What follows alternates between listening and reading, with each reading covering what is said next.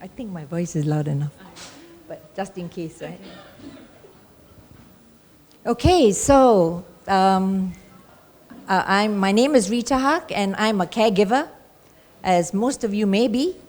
Today, our session is about heeding the unaddressed needs of caregivers. The very name, caregivers, we are always giving, but we really need to remember to give ourselves in order to give to others. Okay? So, today we will focus on caregivers' risk of burnout, communication strategies, and carrying on in the journey ahead. And three of us will be doing, each one of us will be doing each section. So, caregivers are really unsung heroes. I only discovered this when I became a caregiver myself. And I'm fortunate enough to actually work with caregivers a lot of my time. Caregivers' well-being impact their loved ones' recovery prospects. If you're not well, and if you give, and you have nothing to give, it's impossible to be a good caregiver. Caregivers are not alone. Actually, if you think about it, there should be 500,000 caregivers in Singapore today. Because we are caregivers of people with mental illness. And frankly, when you actually have a chronic illness or an illness that really robs you of the kind of life you had before, you could easily slip into depression or a form of mental illness. Caregivers Alliance Limited, CAL, my colleagues are here, we advocate self-care and empowerment of caregivers caring for loved ones with mental health concerns. And we offer a complimentary 12-week course that really supports caregivers of people with mental illness. So let me share with you some of the things we actually share with our caregivers that are actually very, very important. First of all, we do risk burnout because we give so much that we forget ourselves in the process. So we need to pace ourselves. We need to take a step back and feel about how we really feel, because sometimes we are detached from our own feelings and we don't really know how we feel. True? Yeah? Okay? Because the name caregivers doesn't mean you got to give with all your might and your heart and your soul and then not give yourself. Yeah? It is absolutely not correct. But the temptation, of course, is to do that. So now I'd like to actually share with you a video of devotedness and sadness and something that could actually happen to us ourselves.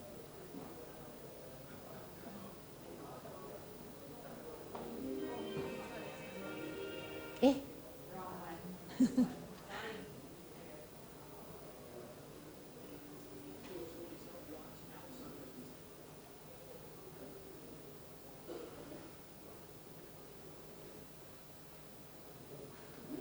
Oi. I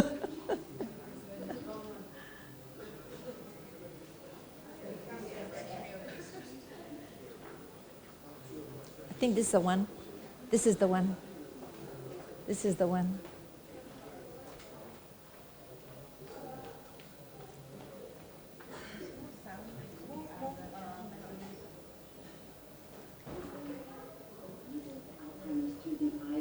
Caregiver, and thanks to one generous, compassionate Ohio husband, we experience the devastating impact this disease has on millions of Americans.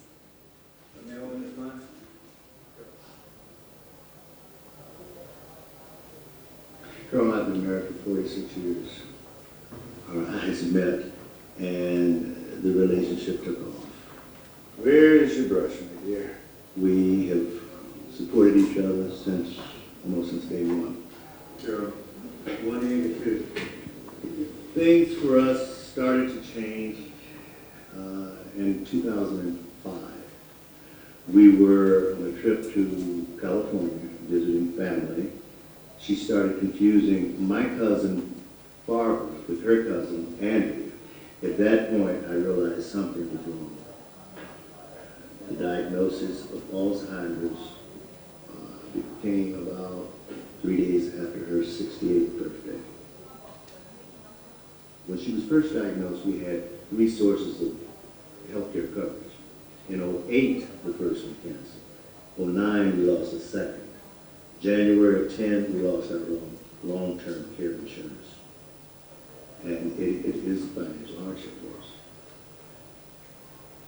It's changed our lives drastically.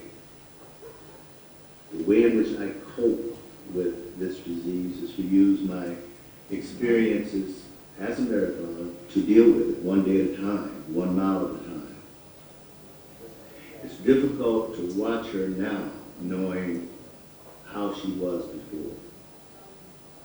This disease has taught me that emotional challenges help us to grow, to learn, to love, and most of all, to accept what comes.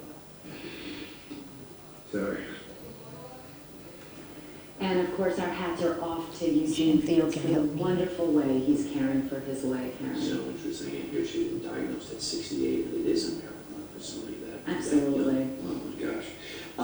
It is a phenomenal task to take care of somebody with Alzheimer's, but there is such a thing as caregiver burnout. What do people need to look out for in case they're because their own health is at risk? Absolutely they do. And there are some key signs, Harry. If you're taking care of someone with Alzheimer's or really any chronic disease, first one is depression. We all can get down in the dumps or sad when you're caring for someone, especially someone you love so much who's struggling. But depression is a big one. Anger, especially inappropriate bursts of anger, can be another sign. Sleeplessness or insomnia, difficulty with concentration, and physical problems, Harry. If you find an exacerbation of things like headaches or physical ailments, you should probably take care of yourself So I'm a first. caregiver. I've just looked at that list. Those symptoms look real to me. Where do I go for help? Educate yourself, Harry. Know your resources. Go to your doctor or the Alzheimer's associations. And remember that part of living with disease is living. You have to take care of yourself, too. Eugene, hats are off to you now. Absolutely. Jennifer, thank you very much. Oh, what happens early on the early show? Weekday mornings on CBS. So, can I ask the people here, maybe one or two of you can share, how do you look after yourself? Do you look after yourself at all? I see a smiling lady there. Come, share with us. How do you look after yourself? I look after myself by planning my day activity. Just name one of the activities you do. When I wake up, I will do the daily routine. Then beside that, I will see what outing I can go. Good, excellent. That's why you're smiling, right? Who else can share? What else would you do to have a different life? How about you? For me, I woke up very early to cook and do housework. Okay. Yeah, I have a parent. I'm also caregiver. Okay. I have a domestic work. Right? So how do you look after yourself? How do you enjoy your life? I don't really enjoy social life. You don't, I'm so burnt out with housework. Okay. Make sure that they are well cared for by the domestic maid. And also keep my home home. Okay. Make sure my daughter is look after. So actually, what is your favorite activity? My favorite activity is reading. Is reading. So do you read? Yes, I do like. Excellent. Because you gave me a list of things you do for other people. I want to know what you do for yourself, okay? Learn to listen to music Excellent. Continue. and also learn new songs. No wonder you look very peaceful. Great. Okay. So, here are some of the things we actually do for our loved ones, okay? And this is the cause of objective life burdens, is what you do for somebody. You know, you will lose personal freedom, as this lady has explained. You know, she does a lot for her family. Life becomes a little bit more complicated because you organize yourself around the person who is unwell, and your leisure times and activities are far less, okay? So your hopes and plans for a carefree future are usually taken away. How do you cope with this? It really means a change of mindset. And in the end, you get used to it. As a caregiver, that's happened to me. You get used to it. But what it does to you are some of the subjective life burdens that we really have to watch, and what the video showed. Notice that the man ran. And that running would have really supported him to support his wife. right? I used to dance. I don't dance anymore, but it really helped me for quite a few years. Here, so some of these subjective life burdens really are things that we can't help. Sometimes you get fed up and you get angry and you lose your cool, okay? Forgive yourself when you do that. You're only human. If not, you won't be sitting here, okay? You'll be somewhere in another realm, right? You feel entrapped. You feel grief. Of course you feel grief. You feel sad, not just for your loved ones, you feel sad for your own life. And this is normal, okay? And you feel guilt. And what is interesting about guilt, is this. There are 3 stages, right, of our sadness. The first stage is confusion. When you first find out that your loved one is unwell, you would feel guilty. You may say, my God, is it me? What have I done? You start to feel guilty. You start to think of how have I caused it? Then you start to take care of yourself. You start to get educated. Like me, I found Caregivers Alliance, and it really helped me in many, many ways. It educated me mentally. It helped me emotionally. So I was able to release my pent-up emotions. But there you feel guilt. Why? Sometimes you feel you're trapped. Oh, for the rest of my life, I have to be with this burden. Sometimes you feel guilty. Okay? I did feel guilty. I felt bad about being trapped. Okay? And then I got healthier. And I'm so sorry. And as I got healthy, and I started advocating, that's why I'm here, and I started educating other people so that, they can share what I have shared at Caregivers Alliance. My life got much better and I started speaking up. I too felt guilty because when I decided, hey, I need a holiday or I need to enjoy myself, I felt guilty too. I felt guilty for taking myself out of my duties. So my advice to you and my sharing with you is don't feel guilty. You deserve to enjoy your life. Take time out, enjoy your life, laugh. Remember that there is a little person that's a joyful child in you. Celebrate that child. Because when you're happy, you can actually do your caregiving duties with joy. Okay, so that's my last word. So, how would you actually speak to someone with mental health issues? How would you converse with them? Because sometimes it's a bit difficult because they may be difficult. So how do you cope with it? So let me hand you over to my colleague, Samantha, who will share this with you. Thank you. Okay, thank you very much, Rita. I'm Samantha, a counselor at Caregivers Alliance. I just want to introduce Dr. Sally Teoh here as well. She's the Executive Director of Caregivers Alliance. Yeah. Okay, so as Rita mentioned, I'm going to talk on a very important aspect of communication, the need for empathy. Communication and empathy is a very, very big topic. We don't have enough time today to talk about it. So if anyone would like to learn more, please feel free to approach our booth to learn more about Caregivers to Caregivers program. Okay? So as caregivers, sometimes we invest a lot of energy, a lot of emotions into trying to communicate to our loved ones, trying to talk sense into our loved ones. And many a times it leaves caregivers feeling very frustrated because you don't get the outcome that you want. Okay, and this may not be the fault of anyone because as caregivers you're doing your best, but your loved ones is also suffering on another level that you have to try to get to their level to understand how they feel in order to, in a way, communicate effectively to them. Okay, so hence the reason why we chose to talk about empathy today. So brain disorders and chronic illnesses, it leaves your loved ones feeling in a psychological limbo. Okay, even if they are feeling well or in remission, yeah, there are thoughts like this that runs through their mind. What future is there for me now? Yeah, sometimes after the onset of illness, they are no longer able to plan for their future. Am I free from harm? Yeah. And where's my sense of security? all these feelings leave them in a place where it affects their self-esteem and their self-confidence. They're unable to feel the sense of life fulfillment like all of us may be able to. Yeah. So there are many things that sometimes your loved ones do that you do not understand why.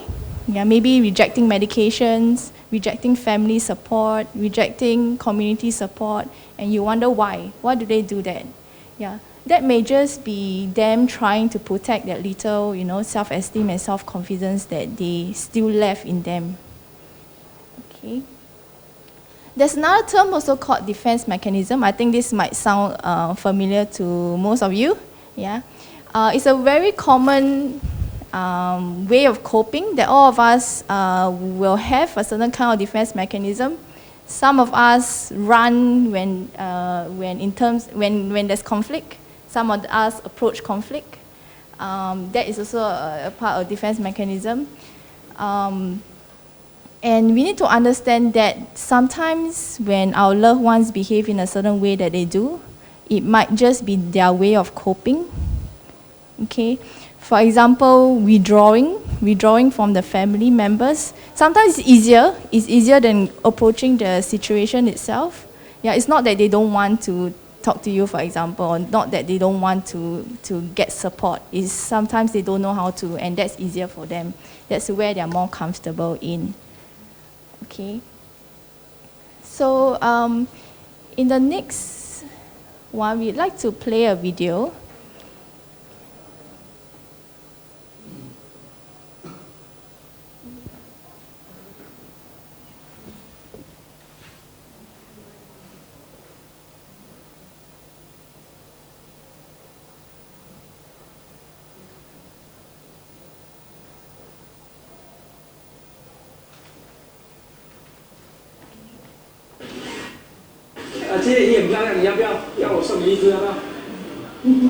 I remember when I was at your age like this, I would stand by middle of the road of our kampung.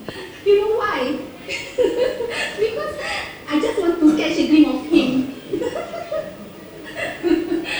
So malu lah when I think about it now. Your grandfather, that's right. I still remember. Last time, we don't have money to buy the lantern for Mid-Autumn Festival. Kampung boy, poor. Although we are Indian, your grandfather ensured everybody celebrates. He will take the trouble to go and pick all the tin can with lantern for us, just to make us happy. Bless. 我们以前是住乡村的吗？下起大雨来呀，就淹大水哦。你阿公所养那些鸡呀、鸭，全部都给它淹死了。哎呦，那是我第一次，也是唯一的一次看你阿公流泪嘞。我看到他流啊，我都想流喽。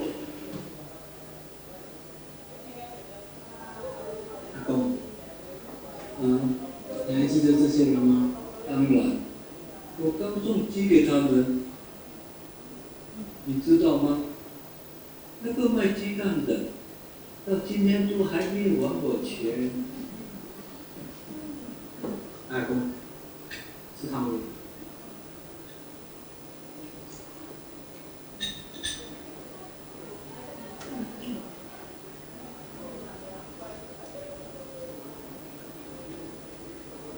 我小时候呢，你还记得吗 ？OK。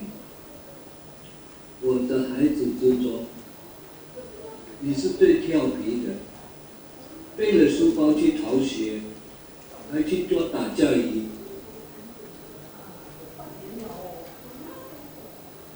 你知道吗？我最疼的人就是你。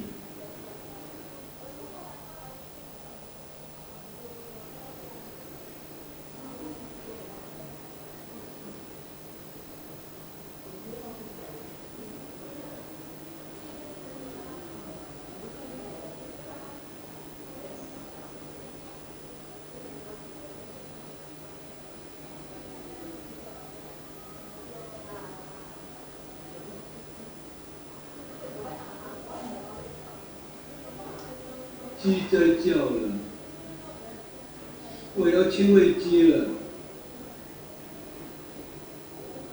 养鸡最重要的饲料是耶稣加工米糠，要机长的陪，米糠的分量是最重要。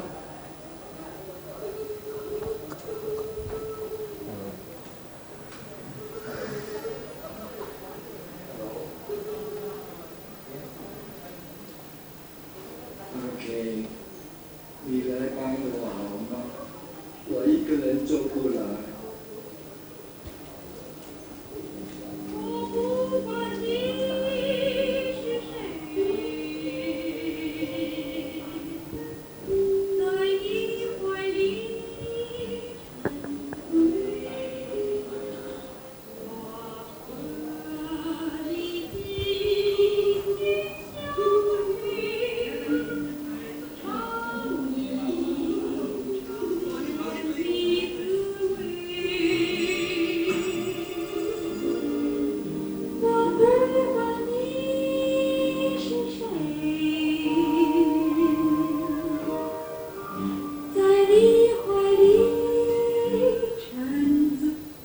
Okay, I'm just going to stop there.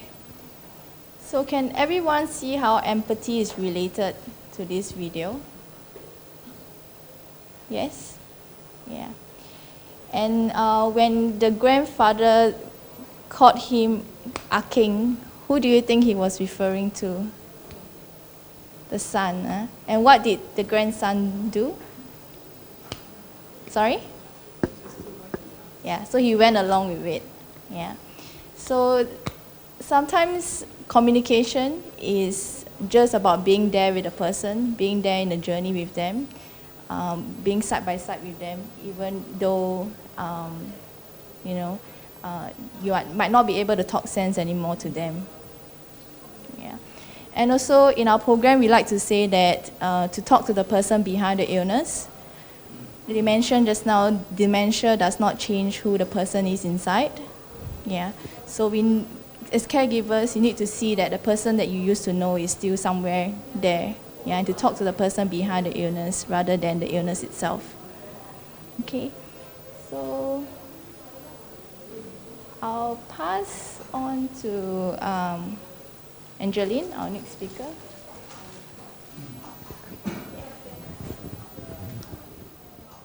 Hi, my name's Angeline. So if I could have a quick show of hands, how many of us here are caring for parents who are unwell? One. Right. Any one of us caring for spouses who are unwell? Right.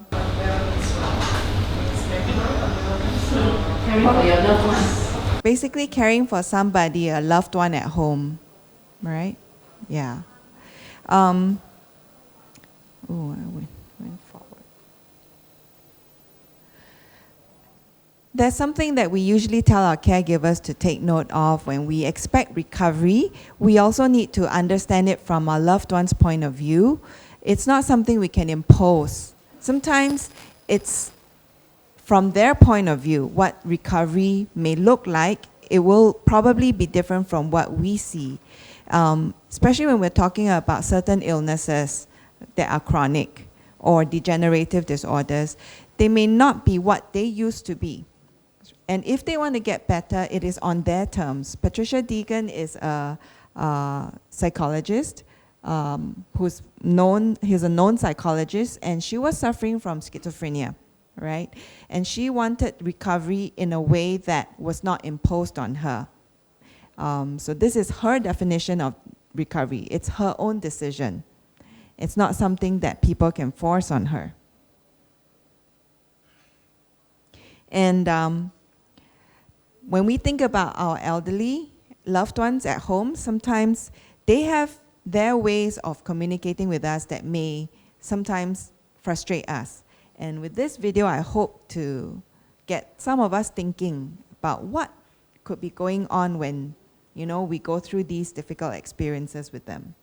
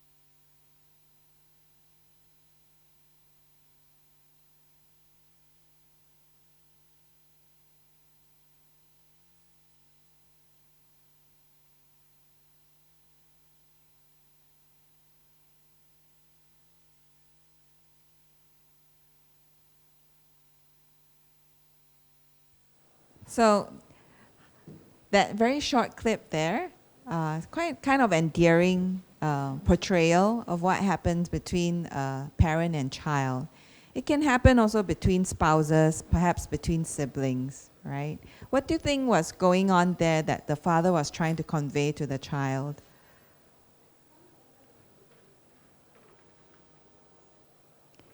Any thoughts, any feelings came to your mind as you watched the child read out what the father wrote down many years ago?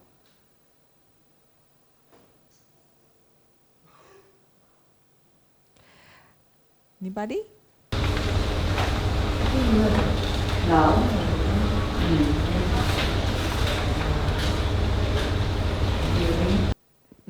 Love and endearing feelings for the child that he hopes to get back from the child.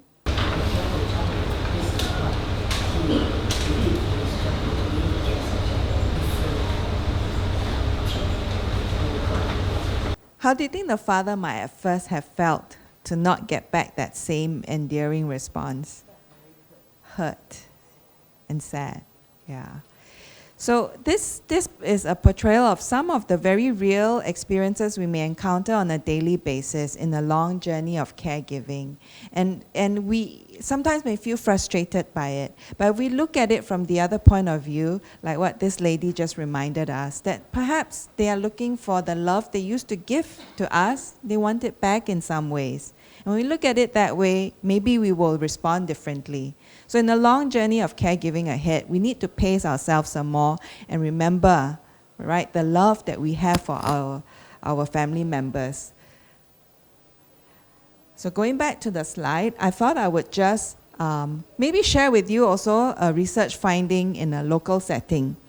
It was found that in Singapore, our elderly loved ones, right, if they feel isolated, what would be the strongest predictor of it? It's usually because they're either living alone, and anyone wants to guess what the next reason could be that makes them feel isolated? Not cared for? We might think that way. But I was surprised to find out that the next strongest predictor was actually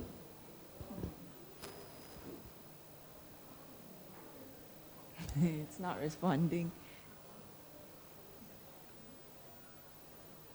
Co-residents with children, meaning that if even when they live with their own children, sometimes they might feel isolated too.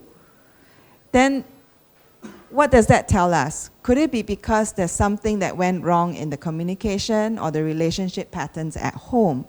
It can cause them to feel just as isolated. Now, on the other hand, the research finding found that one of the strongest predictors for decreasing the elderly's likelihood of isolation would be that of residing in an HDB public housing estate. This one also came as a surprise to me. I would think that if I can house my elderly loved ones in a condominium private estate that's a gated community, they'll be happy. But no, it's because in an HDB estate, there are events that they can take part in on a daily basis that helps them decrease the likelihood of isolation. So does that mean we should all now move to private estates? Move out of private estates into HDB estates? I would like to think that perhaps it's not really that. It's more of helping our loved ones to find activities on a daily basis to have social contact. Yeah? Okay. And we will want to round up today's session with this simple clip to just inform everybody that sometimes when we think about our elderly loved ones, we don't dare to mention certain illnesses. Okay, one of these illnesses could be dementia. And I'd like to share with you this example from the US where people openly talk about it openly. All right, if you want to carry on in the long journey ahead, rather than keep things to yourself, have open communication with your loved ones.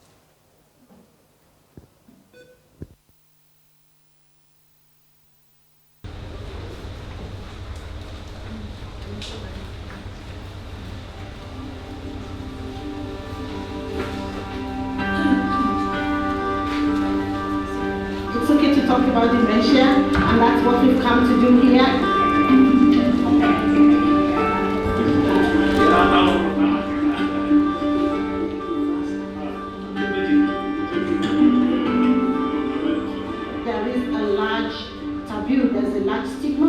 around dementia in many of the Burma communities, that is Black, Asian, minority, ethnic communities. So people feel that huge stigma, they don't want to talk about dementia, and that's what the project is all about. That it's okay to talk about dementia.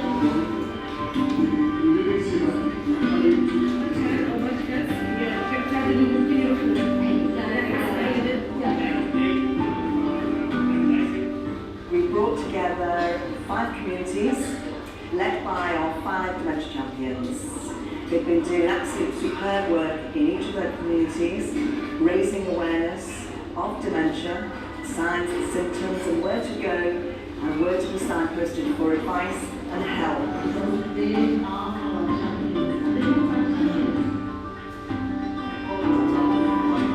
We have the faith communities in Liverpool, we have the Chinese community, the Arab community, the Somali community, and the African elders community. And they've all joined together to talk about those issues and to tackle the stigma and the challenges that we still have in each of the communities, and to try and get people talking about dementia.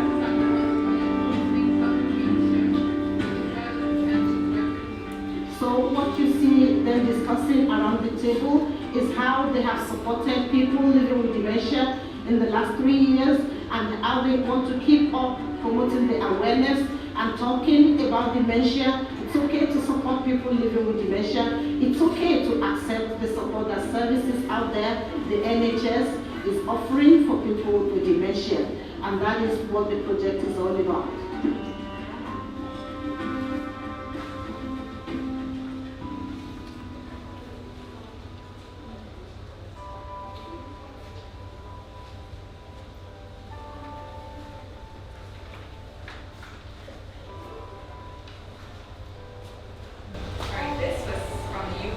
England, not the US.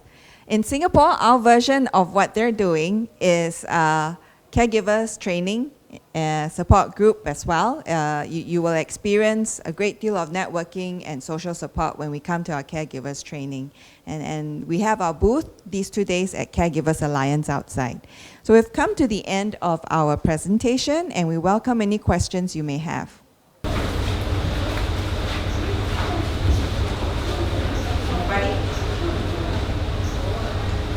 Just now you mentioned about you do the 12 weeks for officers? Yes. So on a daily basis or what? Once a week. For 12 weeks. It can be evening or can be Saturday morning. And then 3 more at night or on the weekend. Okay. So it can be Saturday morning. Once you start, you'll be every week. Okay, yeah. Okay, just Joette, I mean, the cost is catered for. Yeah, we are. Yes, it's for caretakers. I don't call them caretakers. Sounded like a jaga like that. No, I think you are caregiver, and we actually encourage the whole family, if you can, to come, because I think gone are the days where we are looking at one person to care for an elderly. I feel that the responsibility should be shared. And I myself, had a mother who had dementia, and I don't even know. And the symptoms were exactly like, this, like psychosis. So what I'm saying is that you may be looking after people with dementia, but you do not know that the people with dementia has got depression, they have behavioral health issues, they may have psychosis too. The symptoms are the same. And therefore, if you come to our course, we are looking, not teaching you how to go and do something for your loved one with dementia. We're teaching you how do you take care of yourself. By understanding about your loved one, you empower yourself, you get better understanding, you can empathize, then you can cope, and then you know what to do during certain situations. And usually we have a class about 15 to 20, sometimes 25, and each of them will share their own lived experiences, and the support actually comes from the people themselves. So, all of you, it seems like most of you are looking after dementia loved ones, and your experiences, your questions, very often can be answered by another person, and the support, the bonding is very strong. So, so far, all those who come to our 12 weeks, at the end of which they ask for more. So we encourage you, if you want to find out just a little bit more, then come and join our afternoon course, right? There's an afternoon 1 hour talk. Is it 1 hour? And there's an evening talk at Renchi Hospital. But the best course for you, our signature program, is our 12 weeks course. So I encourage you to come. We have it in Chinese too. Yes? Is this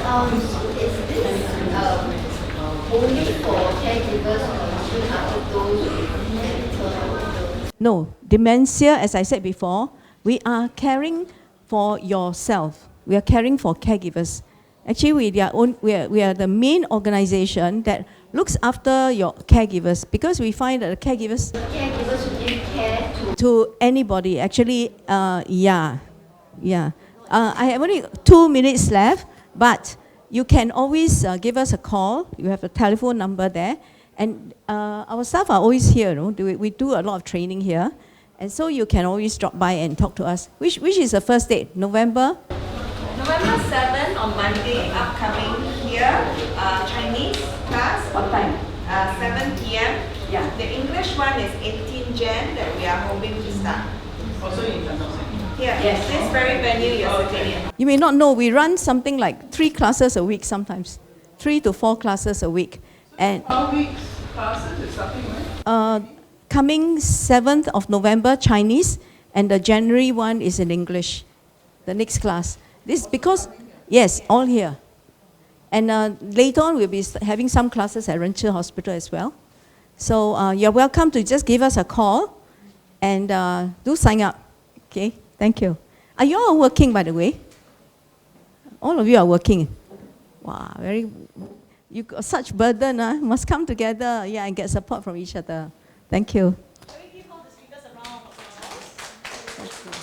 Thank you, Dr. Kelly, Ms. Rita, Ms. Angeline, Ms. Samantha, on your presentation as well as enlightening us on the importance of self-care. Thank you. Right, thank you. Ladies and gentlemen, we have now come to the end of our program and hope that you have enjoyed the talks and demonstrations presented to you today. We would love to hear your feedback, so please take some time to fill the survey forms. Once you are done, you may proceed to the registration counter and submit both the feedback form as well as the lanyards to our ushers in exchange for a goodie bag. Thank you and have a nice day.